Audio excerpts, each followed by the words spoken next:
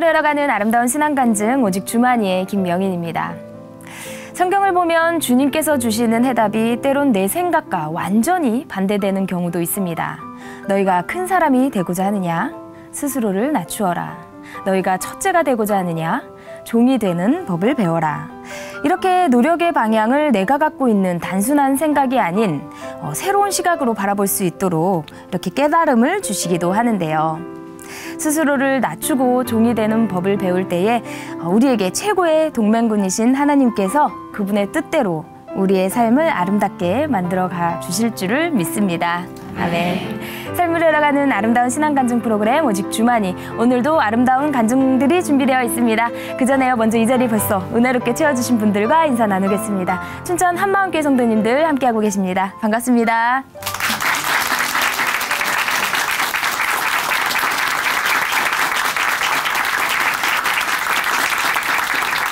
네, 오늘 첫 번째 출연자 만나보겠습니다. 지금 만나실 자매님은요, 기도 응답과 체험만으로 믿음 생활을 하셨다고 합니다. 그러다가 부활의 주님을 만나서 지금은 진정으로 기쁘고 감사한 믿음 생활을 하게 되셨다고 하는데요. 어떤 사연 들려주실지 춘천 한마음교회 배영숙 자매님 박수로 모십니다.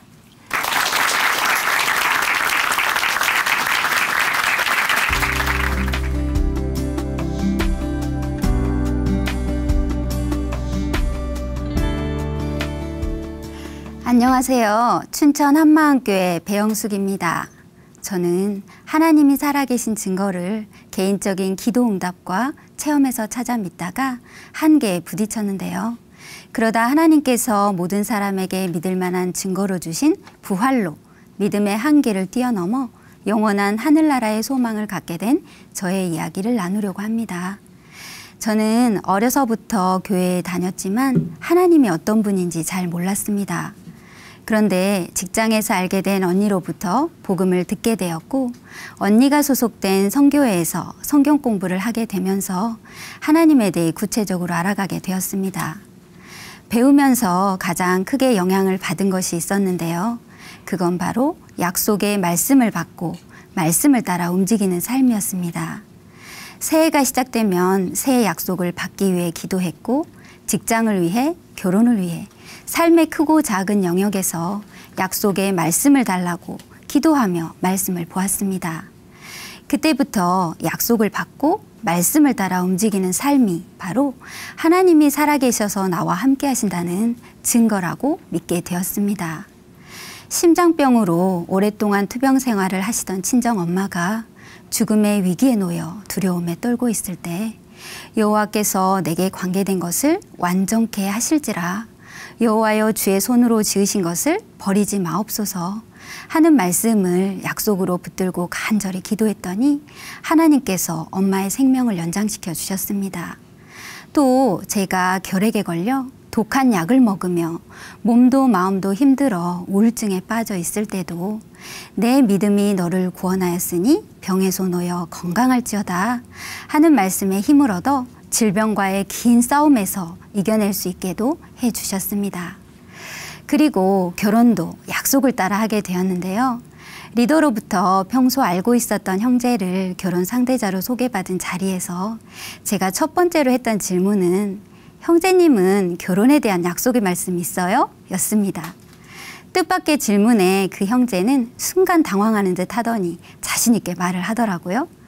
약속의 말씀이요? 당연히 있죠. 저는 눈을 반짝거리며 궁금해했습니다. 여호와께서 내 마음의 소원을 허락하시고 내 모든 계획을 이루어 주시기를 원하노라 시편 말씀인데요. 하나님께서 자매님과 결혼하고 싶은 소원을 주셨고요. 이 계획을 이루어 주시리라고 확신합니다. 이렇게 말하는데 너무 멋있어 보이는 거예요. 저는 하나님의 뜻을 확신하며 아무것도 묻지 않고 그 형제와의 결혼을 결심하게 되었습니다. 이렇게 저는 삶의 모든 영역에서 말씀으로 인도받는 삶을 사는 것이 너무 기뻤습니다. 약속의 말씀으로 하나님과 제가 연결되어져 있는 것 같았고, 이것이 살아계신 하나님과의 깊은 동행이라고 생각했기 때문입니다. 이뿐 아니라 깊은 영적 체험들도 하게 되었는데요. 성령의 위로로 마음의 상처가 치유되기도 했고, 방언도 받았고, 기도 중에 환상을 보기도 했습니다. 그래서 저는 말씀을 경험하는 것과 깊은 영적 체험들이야말로 하나님이 살아계셔서 나와 함께 하신다는 확실한 증거라고 믿게 되었습니다. 이렇게 말씀과 기도로 저를 만나주시는 하나님이 너무 좋았습니다. 그래서 다른 사람들도 나처럼 하나님을 만났으면 좋겠다는 생각에 복음을 전했습니다. 여호와께서 내게 줄로 재어준 구역은 아름다운 곳에 있으며 나의 기업이 실로 아름답도다. 내 둘레가 내 안에 계신 하나님으로 인해서 아름다운 곳이 되는 것. 이것이 제 평생 약속의 말씀이자 인생 목표였기에 할 수 있는 대로 내가 경험한 하나님을 자랑했고 그동안 차곡차곡 쌓인 영적 체험들을 복음을 전할 때마다 하나씩 사용했습니다. 성교회에서 배운 대로 함께 성경 공부를 하고 눈물로 기도하고 힘들고 어려운 문제들을 함께 주었습니다. 하지만 제 기대와는 달리 저에게 복음을 들은 사람들의 변화는 더디기만 했습니다. 저는 어떻게든 하나님이 살아계시다는 것을 증명하고 싶어서 온갖 체험과 경험들을 다 동원해 설득해 보았지만 믿음을 갖게 하지는 못했습니다. 무엇이 문제일까 고민을 해보아도 답을 찾지 못했고 복음을 듣고도 믿지 못하고 변하지 않는 사람들이 문제라고 결론을 내렸습니다. 결국 저는 한계에 부딪혔고 스스로를 위로하며 믿음은 보이는 것이 아니니 각자 다른 방법으로 하나님을 찾아 만나고 영적 체험이 쌓이면 언젠가는 믿음도 생길 거라고 생각했습니다. 그래서 영적 체험이 많은 사람은 믿음이 좋은 사람이고 체험이 없으면 믿음이 없는 사람이라고까지 생각하게 되었습니다. 비록 전도는 막혔어도 그래도 내 믿음은 이 정도면 별 문제가 없다고 생각했어요. 그러던 어느 날 같은 선교회 소속이었던 언니가 춘천 한마음교회 수련회에 참석하자고 했습니다. 평소 다른 교회 수련회나 부흥회에 참석하는 것을 좋아하지는 않았지만 그때 우리 가족의 상황이 이사로 인해 예배드릴 교회를 찾지 못해 고민하고 있었기에 참석하게 되었습니다. 수련회 기간 내내 복음이 선포되었습니다. 전능자가 이 땅에 오셨다 가셨다.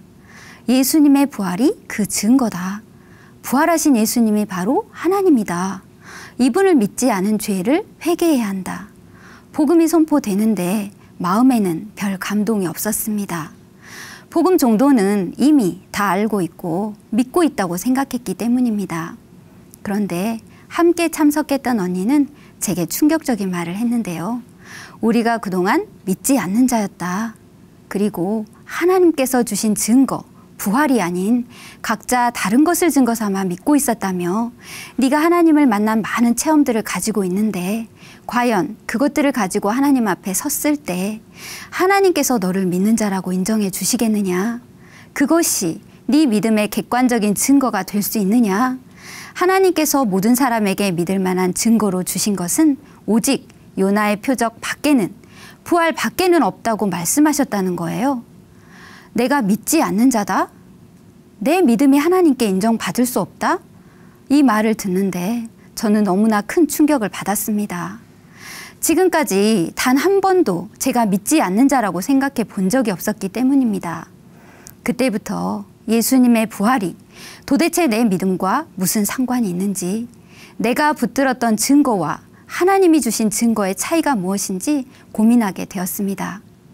그렇게 고민하던 어느 날 제 믿음의 실상을 보게 된 사건이 있었는데요. 남편이 운영하는 태권도 체육관에서 1박 2일 행사를 하던 중에 아이가 손가락이 문틈에 끼는 사고가 일어나고 말았습니다. 그렇게 큰 사고도 아니었는데 저는 아이를 감싸 안고 눈물을 흘리며 어찌할 바를 몰랐습니다. 시간이 조금 지나 냉정하게 제 마음을 돌아보게 되었는데요. 그때 흘린 눈물과 불안했던 마음이 어디서부터 온 것일까? 아이를 정말 사랑하는 마음에서였을까? 의문이 생기는 순간, 수가, 내게는 아이의 손가락 하나 다친 사건이 네 영혼을 송두리째 흔들 만큼 그렇게도 큰 사건이더냐? 전능자가 너를 위해 죽으시고 부활하신 사건보다 더 큰 사건이더냐? 복음에 감격이 없는 제게 하나님께서 물으시는 것 같았습니다. 언제부턴가 체험이 복음 위에 올라가 있었기에 복음에 대한 감격이 사라진 지 오래였습니다. 순간 제 마음속에서 그동안 증거로 삼았던 수많은 체험들이 사라지고 부활을 붙들게 되었습니다. 이제야 예수님의 부활이 제 마음에 들어왔어요. 하나님이 사람이 되어 이 땅에 오셔서 성경대로 죽으시고 성경대로 부활하셔서 하나님으로 확증된 사건. 부활은 역사적인 사건이었고 예수님이 하나님이신 확실한 증거였습니다. 그래서 요나의 표적 밖에는, 부활 밖에는 없다고 말씀하신 거였어요. 예수님의 부활이 그 증거다 하셨던 목사님의 말씀이 이제야 무슨 뜻인지 알 것 같았고 마음 중심에서 아멘이 되었습니다.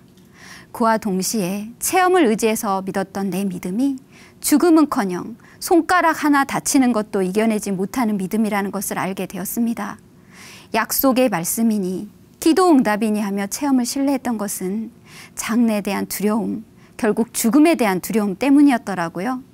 부활을 믿지 않아 죽음을 뛰어넘는 믿음이 없었기에 그저 땅에서의 문제가 전부인 양 그것만을 해결받기 위해 기도했고 응답받은 것으로 만족하는 믿음이었습니다. 그날 밤 저는 부활하신 예수님 앞에 섰습니다. 내가 너희를 도무지 알지 못하니 불법을 행하는 자들아 내게서 떠나가라는 호통이 저를 향한 호통으로 들렸습니다. 부활의 증거를 줬음에도 믿지 못하고 내 체험, 내 느낌대로 믿고 전하는 것이 바로 불법이었어요. 제가 예수님 앞에서 불법을 행하고 체험으로 복음을 가리고 예수님의 보혈을 필요할 때만 사용하며 예수님을 종처럼 부렸던 악하고 음란한 내 죄, 여전히 믿지 못하는 내 죄, 복음을 하찮게 여겼던 내 죄가 보였습니다. 주님, 회개합니다. 증거를 주신 하나님을 무시하고 내가 주인되어 내가 원하는 증거로만 믿고 내가 원하는 증거로만 복음을 전했습니다. 내가 전했던 복음 어디에도 예수님은 없었고 믿음 좋아 보이는 나를 자랑했을 뿐이었습니다. 가족들 모두 잠든 밤 주체할 수 없는 회개의 눈물이 흐르고 떠올랐습니다. 그렇게 한참을 엎드려 눈물을 흘리고 있는데 수련회 때 들었던 말씀 한 구절이 생각났어요. 이를 위하여 그리스도께서 죽었다가 다시 살아나셨으니 곧 죽은 자와 산 자의 주가 되려 하심이라. 이를 위하여, 이 악한 자를 위하여 예수님께서 죽으셨고 부활하셔서 나의 주인 되어 주셨음이 보여지면서 회개의 눈물은 기쁨과 감사의 눈물로 바뀌었습니다. 이 감격이 다 식기도 전에 다시 한번 목사님을 통해 선포된 놀라운 말씀에 붙들리게 되었는데요. 이는 이방인들이 복음으로 말미암아 그리스도 예수 안에서 함께 후사가 되고 함께 지체가 되고 함께 약속에 참여한 자가 됨이라. 약속에 참여한 자가 됨이라. 나는 이미 복음으로 말미암아 하나님의 약속에 참여한 자가 되었다는 사실입니다. 이것은 문제가 있을 때마다 약속의 말씀을 달라고 엎드려 위에까지 토해내며 기도해서 얻어내는 것과는 비교도 할 수 없는 것이었어요. 내 노력과 상관없이 나를 위해 죽고 부활하신 이분, 성경의 모든 약속을 성취하신 이분이 내 안에 주인 되어 들어와 계신다는 이 사실만으로 나는 이미 죄사함 받은 자가 되었습니다. 아멘. 죽음을 이긴 자가 되었습니다. 아멘. 영원한 생명과 천국을 얻은 자가 되었습니다. 아멘. 전능자가 이 땅에 오셨다 가시면서 다 이뤄놓고 가셨기 때문입니다. 이 한 말씀으로 약속의 말씀에 매이고 죽음에 매이고 땅에 매였던 내 영혼은 완전히 자유하게 되었습니다. 하나님께서 정말로 내게 주기 원하셨던 것은 잠깐 있다가 없어질 보이는 세상이 아니었어요. 바로 영원한 하늘나라였습니다. 죽음에 매여 땅만 보며 살던 자가 복음으로 말미암아 이 땅에서 다 가진 자가 되어 영원한 것을 위해 달려가는 존재가 되었습니다. 아멘. 그동안 저는 엄마가 죽음의 고비를 넘길 때마다 너무나 두려웠는데요. 부활로 죽음이 끝이 아님을 보여주셨고 부활로 영원한 생명과 천국이 실제임을 보여주셨기에 이제는 기쁨으로 엄마를 하나님께 보내드릴 수 있게 되었습니다. 얼마 전 엄마는 이 땅에서의 삶을 마무리하시고 지으신 분의 품으로 돌아가셨습니다. 잠깐 헤어짐의 슬픔은 있었지만 천국에 가신 것이 너무나 확실하게 믿어지니 엄마의 죽음 앞에서도 기뻐할 수 있었습니다. 부활의 증거를 붙들고 나니 복음을 어떻게 전해야 하는지도 알겠더라고요. 지금까지는 체험을 증거로 복음을 전하다 한계에 부딪혔었잖아요. 그런데 오직 성령이 너희에게 임하시면 너희가 권능을 받고 예루살렘과 온 유대와 사마리아와 땅끝까지 이르러 내 증인이 되리라 하시니라. 복음 증거는 성령의 권능으로 예수님의 부활을 증거하는 거였어요. 내 것이 들어갈 필요가 없는 거였어요. 이것이 알아지니 전도에 대한 부담이 사라지고 하나님의 방법으로 복음을 전하고 싶어졌습니다. 저는 현재 요양병원에서 일을 하고 있는데요. 일터에서 복음을 증거할 기회를 달라고 기도했더니 성령님께서 적절한 때와 방법을 생각나게 해주시고 기회를 주셨습니다. 주일날 교회에 가지 못해 속상해하시는 할머니에게 예수님의 부활을 선포하며 복음을 전했습니다. 하루는 엎드려서 성경을 읽는 것이 너무 힘들어 몸살이 나신 할머니를 위해 A4 용지에 말씀 한 구절을 적어서 읽어드렸는데요. 할머니는 가벼워서 누워서도 볼 수 있다며 너무 좋아하셨어요. 다음날 가봤더니 아예 다 외워버리신 거예요. 저는 깜짝 놀랐습니다. 할머니의 연세가 90이 다 되셨거든요. 그날 이후로 할머니와 함께 암송을 시작하게 되었고 지금은 29절이 넘는 복음에 관계된 말씀을 다 외우셨습니다. 날마다 병실에 누워 말씀을 읽고 또 읽으시는 할머니의 얼굴은 기쁨과 확신, 부활의 소망으로 환하게 빛이 납니다. 제가 그 병실에 들어갈 때마다 오늘은 어떤 말씀을 가지고 왔나 하고 제 손을 보시는데 그 모습이 너무나 사랑스럽습니다. 또 남편과 사이가 좋지 않은 분이 계셨는데요. 그날도 한바탕 싸운 뒤 속이 상해 온몸에 열이 나고 입술이 부르터 있었어요. 저는 그 할머니에게 다가가 할머니가 힘드신 이유는 남편이 힘들게 해서도 몸이 아파서도 아니에요. 바로 예수님을 주인으로 믿지 않아서예요. 이렇게 시작해서 복음을 전했고 그날 그분은 기쁘게 예수님을 주인으로 영접하셨습니다. 또 한 분의 권사님이 입원을 하셨는데요. 제가 복음을 전하는 모습을 보시며 자신은 권사지만 복음을 어떻게 전해야 하는지 잘 몰랐는데 예수님의 부활을 증거하는 것이 복음을 증거하는 것이라는 걸 알았다며 자신도 부활의 증인이 되겠다고 하셨습니다. 이렇게 어르신들께 복음을 전하다 보면 안타까운 일도 있는데요. 한 할머니에게 복음을 전하고 영접하시겠냐는 질문에 머뭇거리셨어요. 믿고는 싶지만 지금까지 절에 다녔고 가족들 모두 불교인지라 혼자 결정할 수 있는 일이 아니라며 좀 더 생각해 보겠다고 하셨어요. 저는 어쩔 수 없이 기도만 해드리고 그 방을 나왔습니다. 그런데 다음날 출근해 보니 할머니는 이미 돌아가신 후였어요. 얼마나 안타까웠는지 모릅니다. 저희 목사님께서는 육체가 있을 동안에 라는 말씀을 자주 하시는데요. 복음을 전하는 일도 복음을 듣고 회개하고 예수를 주로 믿어 영생을 얻는 일도 육체가 있을 동안뿐이라는 것을 생각하면 복음을 증거하는 일이 얼마나 중요하고 시급한 일인지 정신이 번쩍 듭니다. 이제 제게는 사람으로 오신 예수님이 하나님이라는 증거, 하나님이 지금도 살아 계시다는 증거, 영원한 생명과 천국이 실제라는 하나님께서 주신 확실한 증거가 있습니다. 바로 부활입니다. 이 확실한 증거로 복음이 선포될 때 성령을 통해 이 땅에 많은 영혼들이 살아나는 역사가 일어날 줄 믿습니다. 이것을 전하며 사는 것이 나의 기쁨이요 나의 사명입니다. 제게 부활이라는 확실한 증거를 주신 하나님께 영광을 돌리며 이 간증을 마치겠습니다. 감사합니다.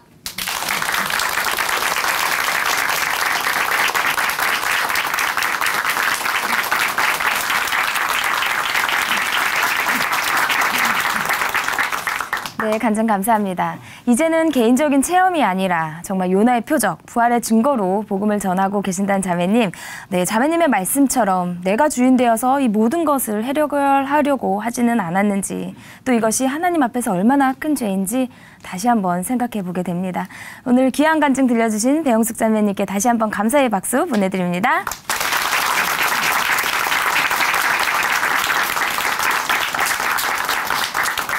아름다운 믿음의 고백으로 하나님의 은혜를 나누는 오직 주만이, 오늘 두 번째 출연자 만나보겠습니다. 가족 중에 아픈 사람이 있으면 참 힘들죠. 대신 아파줄 수도 없고 낫게 해줄 수도 없고 우리가 할 수 있는 것은 기도밖에 없습니다. 이번엔 만나실 형제님이요. 이렇게 사랑하는 아들이 의료사고로 지금 현재 내사 상태라고 합니다. 얼마나 마음에 어려움이 있을지 춘천 한마음교회 김국현 형제님의 사연 만나보도록 하겠습니다. 박수로 모실게요.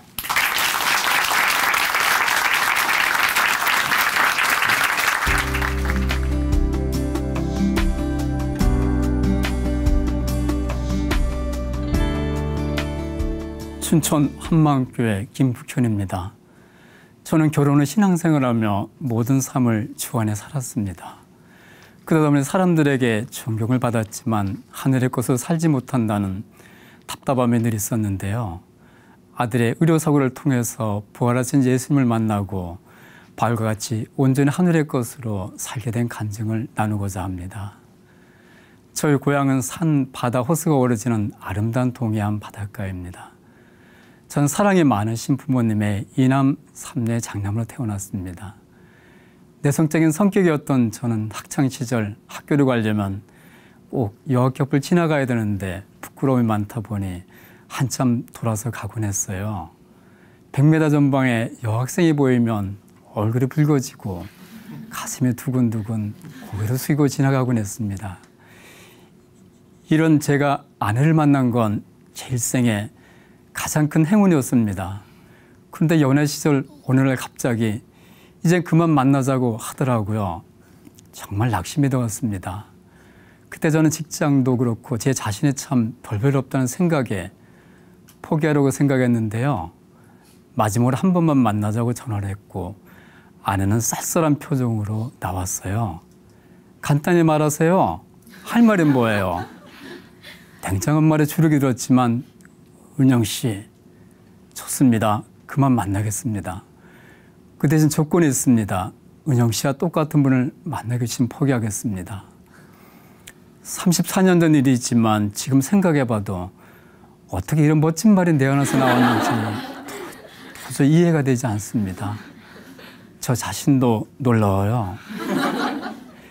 누군가 제 일생에 가장 용기 있는 일이 무엇이었는가 묻는다면 아내를 포기하지 않고 만난 일이라고 말하고 싶습니다.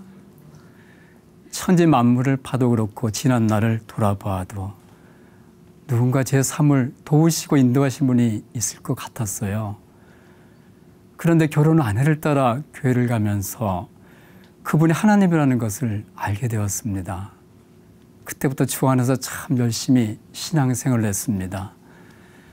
서울 송파대를변에 사업을 시작하면서 간판에 십자가를 달고 하나님이 나의 삶의 주인이심을 고백하며 사업을 하였습니다. 교회를 처음 다닐 때부터 주일 성수는 물론 예배 시간은 주님과의 약속으로 생각하며 30여년 긴 시간을 지켰습니다. 교회 내에서도 성가대, 교사 등 맡은 직분에 최선을 다해 감당하며 언제나 하나님의 기쁨이 되기 원했고 이 모든 헌신은 날 구원하신 그분의 은혜에 보답하는 것이라고 생각했습니다. 주님은 사업에서든 가정에서든 언제나 좋은 곳으로 채우셨고 함께 하심 느끼게 하셨어요. 내가 가고 있는 이 길 끝에는 주님의 나라가 있고 내가 사랑했던 주님이 나를 기쁨으로 맞이해 주실 것이라고 믿었습니다. 아내는 저와 너무도 달랐지만 주님 안에서 세워진 가정에게 있는 그대로를 품을 수 있었는데요. 부유한 환경에서 넉넉하게 살아온 아내는 옷을 사더라도 비싸고 고급스러운 메이크를 사는 반면 저는 늘 저렴하고 검소한 생활을 했어요. 너무 다른 환경에서 살다가 만났기 때문에 옷 하나 사는 것부터 다른 면이 많았지만 제 의견이나 생각을 주장하지 않았고 아내가 원하는 대로 맞추어 줬어요. 그렇게 결혼하고 지금까지 가정에서 언성을 높이거나 싸운 적이 없었습니다. 아들과 딸도 큰소리 한번 치지 않고 키웠는데요. 우리 집엔 제 차와 아들 차가 따로 있었는데 어느 날 아들과 함께 외출할 일이 생겨서 차 한 대로만 가자고 했어요. 그런데 아들이 차는 타라고 있는 건데 각자 타고 가면 되죠. 아빠 생각을 강요하지 마세요 하더라고요. 순간 마음은 조금 상했지만 집에서 가만히 생각해 보니 아들은 그렇게 생각할 수도 있겠구나 싶었습니다. 그래서 아들에게 아들아, 너 생각과 내 생각이 다를 수 있는데 내 생각대로 강요해서 미안하구나 했습니다. 그러자 도리어 아들이 죄송하다며 사과를 하더라고요. 사업을 할 때도 마찬가지였어요. 내가 조금 손해를 보더라도 상대방이 편안해진다면 주 안에서 아름다운 일이라고 생각했습니다. 그래서 사업장을 찾는 모든 사람들에게 계산적으로 대하기보다는 불편하지 않도록 배려를 해줬습니다. 작은 물품을 구입하든 큰 물품을 구입하든 모든 사람에게 친절하게 대했고요. 어렵고 힘든 사람들에겐 거저도 주었습니다. 한 분은 어느 손님이 건축자재를 가지고 와서는 차일피일 미루며 물건값을 안 주는 거예요. 아침에 전화하자니 가족들이 불편할까 봐 못하겠고 저녁에 전화를 하자니 하루 종일 피곤하게 일하고 들어온 사람에게 돈 얘기를 못하겠더라고요. 상대방을 생각하다 보니 재촉할 수도 없었고 주지 않으면 포기하려고 생각했는데요. 아내가 이 사실을 알게 됐고 당신 뭐 하는 거나 하며 앞장을 서더라고요. 그 집 앞에서 저는 여보 수박을 한 통 사가지고 들어갑시다 했더니 아내는 무슨 수박을 사요? 그냥 가요 하며 가는 거예요. 저는 그 집에 들어가지는 못했고요. 아내가 대신 들어가서 결국 물건값을 받아왔지요. 주 안에 최선의 삶을 살던 저는 평소에 꿈꿔왔던 선교사들을 섬기는 선교센터를 운영하고자 시골로 내려갔습니다. 새롭게 섬기게 된 교회 안에서도 성도들을 배려하고 섬기는 삶을 살다 보니 저를 참 좋아했어요. 많은 분들이 제 믿음도 최고라고 했고 처음 보는 분들은 제가 목사님인 줄 알았다고 했습니다. 어느 날 아들은 저에게 청년부에서 설문지 작성을 했는데 가장 존경하는 사람으로 아빠를 뽑았다고 하더라고요. 이렇게 주변 사람들의 인정과 존경을 받았지만 저는 남이 모르는 염려가 많았습니다. 사업에 대한 염려, 사는 것에 대한 염려, 믿고 맡긴다 하였지만 주께 온전히 맡기지 못하고 있었거든요. 제 신앙의 모델은 바울이었는데요. 아무리 봐도 바울은 이 땅의 것에 매여 있지 않았는데 나는 왜 구원받은 자로서 왜 바울처럼 온전히 하늘의 것을만 살지 못하나는 고민이 늘 있었어요. 그러던 중 아들이 예기치 않은 의료사고로 다시 서울로 이사오게 되었습니다. 당시 아들은 가슴이 답답하다며 서울에 있는 대학병원에 다녀오겠다고 집을 나섰는데요. 입원할 검사를 받던 중 3일 만에 폐렴으로 먼저 사경을 헤매게 되었습니다. 근데 다음날 숨쉬기 위해 목에 연결했던 호수가 빠져서 의식 없는 내사 상태가 되고 말았습니다. 병원에서는 40년 만에 처음 있는 일이라며 아들이 젊으니까 곧 일어날 것을 했지만 의식은 돌아오지 않았습니다. 저는 마음이 아프고 힘들었지만 일부러 그런 것도 아니고 잘못을 따지고 싶지 않습니다. 지금 아들 위해 가장 최선의 방법이 무엇입니까? 물었는데요. 담당 의사는 중환자실에 있는 것이 가장 최선의 방법이라고 하더라고요. 부모로서 사랑하는 아들에게 아무것도 해줄 수 없었기에 아들의 모습을 보면 마음이 아팠습니다. 그럴 때마다 주님의 부르심이라 생각하며 무릎을 꿇었습니다. 그러던 중 아내가 한마음교회 성도들의 간증을 보라고 하더라고요. 한결같이 부활하신 예수님을 주인으로 고백하며 삶이 변한 그들의 간증은 정말 놀라웠어요. 저는 그 교회가 너무 궁금해서 찾아가게 되었습니다. 처음 참석한 예배에서 뜨거운 찬양과 기도, 목사님 확신에 찬 외침, 성도들의 진솔한 간증을 들으면서 주님을 향한 그들의 뜨거운 마음을 느꼈습니다. 한마음교회에서는 부활에 대해 집중적으로 이야기를 했습니다. 목사님께서는 매번 부활의 말씀을 반복하셨는데 저는 잘 알아듣지 못하겠더라고요. 그러던 어느 날 창조주가 오셨다 가셨는데 그냥 가셨겠는가? 믿을 만한 증거를 주셨다고 말씀하시는 거예요. 집에 돌아와 사복음서와 사도행전을 다시 보게 되었습니다. 거기에서 제자들의 변화를 새롭게 보게 되었어요. 도마는 우리도 주와 함께 죽으러 가자는 고백도 했었지만 예수님이 십자가에 달려 돌아가실 때 죽음이 무서워 도망을 갔더라고요. 그런데 부활하신 예수님을 직접 목격한 순간 나의 주 나의 하나님이라는 놀라운 고백을 하는 겁니다. 주는 그리스도시요 살아계신 하나님의 아들이라고 고백도 하고 절대로 부인하지 않겠다는 베드로 역시 죽음이 두려워 계집종 앞에서 예수님을 부인했는데요. 그런데 부활하신 예수님을 만나고 3,000명 앞에서 예수님이 주와 그리스도라 선포하는 부활의 증인이 되었더라고요. 전에는 사도행전을 귀신을 쫓고 안진병이 일어나는 은사나 기적 측면으로만 봤는데 다시 보니 전체가 부활을 전하고 있었습니다. 예수님을 부인했던 자들이 무엇을 보았기에 변했는가? 그것은 죽은 예수가 성경대로 다시 살아나신 거 부활 사건이었어요. 구약의 수많은 예언의 말씀들, 이사야서, 미가, 스가랴서, 시편 등의 말씀은 이 땅에 오시고 죽으시고 부활하실 이분에게 초점이 맞춰져 있었습니다.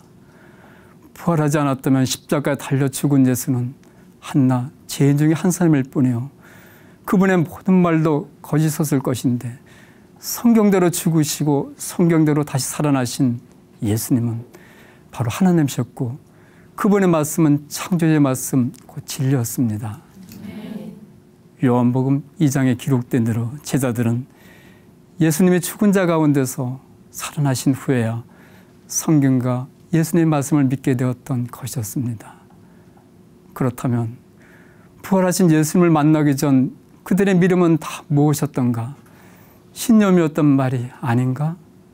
그 순간 제자들이 아닌 저희 믿음의 실상이 그대로 보이는 것 같았습니다. 부활이 없으면 너희의 믿음도 헛되고 너희가 여전히 죄 가운데 있을 것이라고 하시는데 증거 없이 믿은 저희 신앙은 온통 신념이었고 간병일 뿐이었습니다.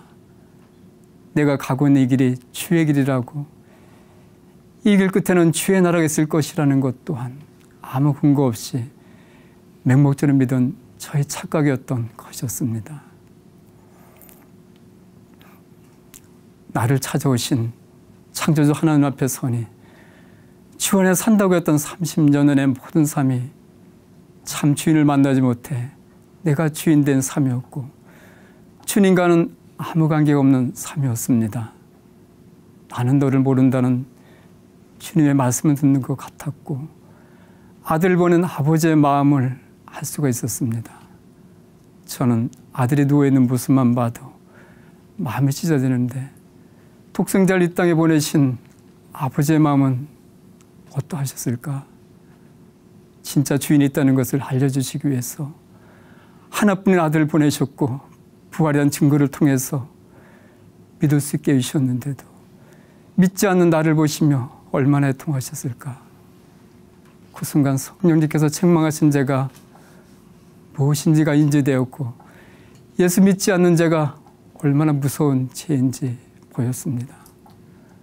저는 아들 보내신 아버지 앞에 엎드려 용서를 구할 수밖에 없었습니다. 아버지, 잘못했습니다. 저는 참 주인을 만나지 못한 자였고 여전히 그분을 문 밖에 세워두었던 자였습니다. 제가 무엇인지를 모르고 내가 주인데요. 하나님 일을 한다고 했습니다. 하나님이란 예수를 믿는 것인데 근본부터 잘못됐기에 그렇게 힘들었나 봅니다. 예수님 믿지 않는 죄를 회개합니다. 부활하신 예수님은 나의 주 나의 하나님이십니다. 회개하고 예수를 주로 모시니 멀리만 느껴졌던 그 하늘나라가 아주 가까이 느껴졌습니다. 희미했던 하늘길도 하나님께 주신 증거, 부활을 통해 이젠 선명하게 볼 수 있습니다. 부활로 나를 지으신 예수님이 창조주 하나님이심 확증되니 이분에 대해 예언되어 있던 구약과 예수님이 하신 신학의 모든 말씀을 믿을 수 있게 되었습니다. 예수님을 주로 믿은 저는 영원한 것을 소망하며 부활의 증인으로 사명을 감당하고 있습니다. 맹목적인 신앙에서 벗어나 흔들리지 않은 부활이라는 반석에 세워진 믿음으로 성경의 모든 말씀을 누리게 하신 하나님의 은혜에 감사합니다. 어느 날 병원에 보이는 거실에 앉아 며느리에게 이렇게 말했습니다. 얘야, 지금 모든 것이 꿈만 같구나. 아들에게 이런 일 없었다면 우리가 부활의 주를 만날 수 없었겠지. 비록 마음은 아프지만 아들 통해서 우리 가정을 살리려 하신 하나님의 마음이 보이는구나. 다른 사람은 어떻게 생각할지 모르지만 나는 날 잘 안단다.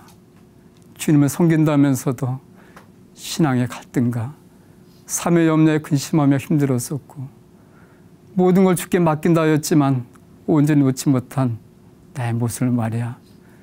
그러나 이젠 부활의 주를 만나 그분을 나의 주로 섬기면서 자유함을 얻었단다. 하늘의 땅보다 높음 같이 내 길은 너희 길보다 높으며 내 생각은 너희 생각보다 높으리라는 말씀처럼 이 모든 일들은 합력하여 선을 이루신 그분의 부르심이라 생각한다. 우리 이제 그분의 부르심에 순종하고 더 영원한 하늘의 것으로 가볍게 살자구나 하고 제 마음을 나누었습니다. 지금은 바울 고백처럼 나의 달려갈 길과 주 예수께 받은 사명, 곧 하나님의 은혜 복음 증거의 일을 마치라면은 나의 생명을 조금도 아끼지 아니하노라 했던 동일한 고백으로 사명을 감당하고 있습니다. 저는 지금 독서실을 운영하고 있는데요. 이 독서실이 복음을 전하는 터전임을 알게 되었습니다. 저는 독서실에서 시험을 준비하는 청년과 학생들에게 이런 질문을 합니다. 우리의 삶이 끝나는 날 딱 한 번 돌이킬 수 없는 시험이 있는데 예수님께서 너희 주인이 누구냐고 물으신단다. 그 답을 준비해야 되지 않겠니? 하며 부활의 예수님을 전하고 있습니다. 그리고 아들이 입원한 병원에서는 의사와 간호사에게 육체 생명뿐만 아니라 영혼을 사랑하는 의사가 되어야 하지 않겠냐고, 낙심하는 자들에게 영원한 생명이신 부활의 주님을 전하고 영원한 소망을 전하는 자가 되기를 원한다고 말해주었고, 부활하셔서 지금도 살아계신 예수님을 소개했습니다. 주님께서 저를 찾아오셔서 제게 사마리아성에 기쁨이 임했던 것처럼 우리 가정에도 놀라운 기쁨이 임했는데요. 예전에 제 아내의 높고 멋진 웃음소리는 100만불짜리였어요.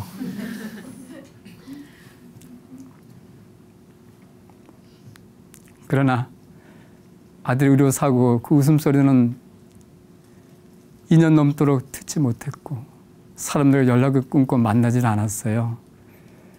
그런데 제 아내가 부활의 예수님을 만나 그 웃음을 되찾았고 사마리아성에 임한 기쁨이 우리 가정에도 임했습니다. 아내를 만나는 사람마다 복음을 전하며 기쁘게 하늘의 삶을 살고 있고요.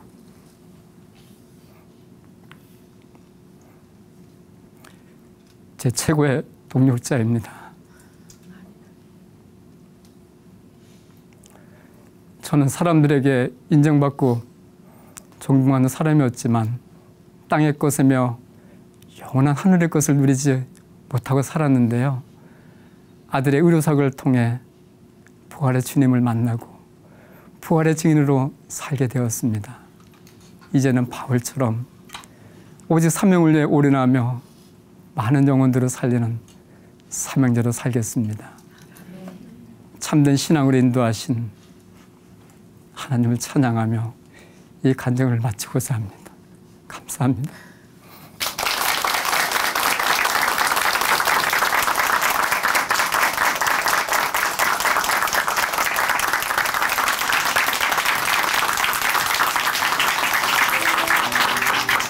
네, 간증 감사합니다. 아들의 의료사고를 담담히 주님의 뜻으로 받아들이시는 형제님, 오히려 이 사고를 통해서 부활의 주님을 만나고 또 이렇게 예수님을 전할 수 있음에 감사하다고 말씀을 하셨는데요. 이런 마음으로 전하시는 형제님의 복음 증거가 정말 누구보다 값질 것이라고 생각이 됩니다. 네, 앞으로도 더욱더 이 멋진 사명 감당해 주시기를 응원하겠습니다. 다시 한번 김국현 형제님께 응원의 박수 보내드릴게요.